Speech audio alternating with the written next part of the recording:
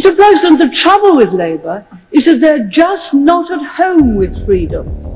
Socialists don't like ordinary people choosing, or they might not choose socialism.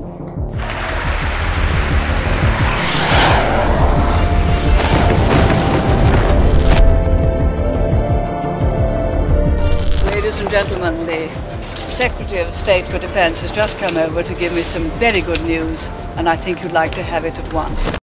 It would appear the sun has set on yet another corner of the British Empire, this one far down in the South Atlantic.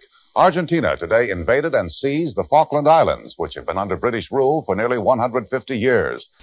Meanwhile, in Argentina, they've been celebrating all day, from the most decorated general down to the humblest man in the street.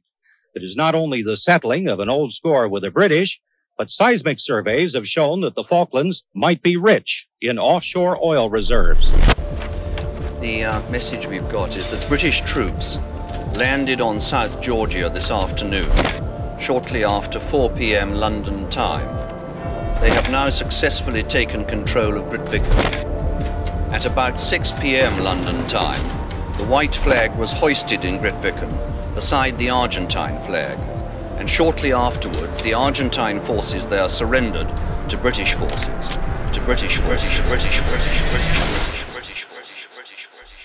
Good afternoon, everyone. I'm Tom Brokaw, NBC News in New York.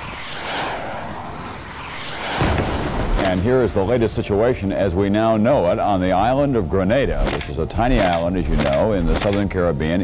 It has been invaded by a multinational force, as it's being described. The bulk of that force, about 1,800 American troops. That includes Marines and apparently airborne troops as well.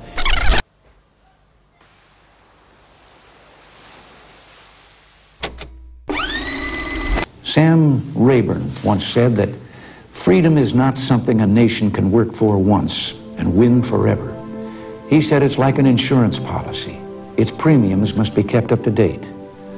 In order to keep it, we have to keep working for it and sacrificing for it just as long as we live. If we do not, our children may not know the pleasure of working to keep it, for it may not be theirs to keep. In these last few days, I've been more sure than I've ever been that we Americans of today will keep freedom and maintain peace. It's no secret that here at home, freedom's door opened long ago. The cornerstones of this free society have already been set in place.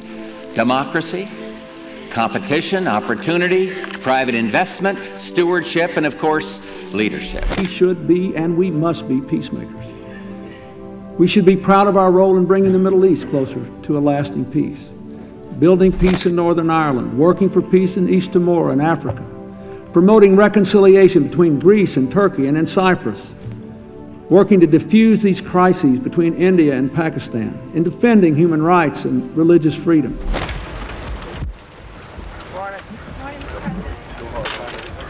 I'm distressed to hear about the latest suicide bombers in Israel.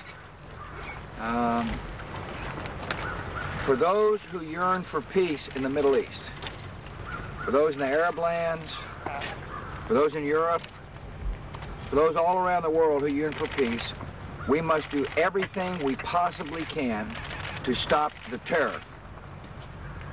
There are a few killers who want to stop the peace process that we have started, and we must not let them. For the sake of humanity, for the sake of the Palestinians who suffer, for the sake of the Israelis who are under attack, we must stop the terror. I call upon all nations to do everything they can to stop these terrorist killers. Thank you. Now watch this drive.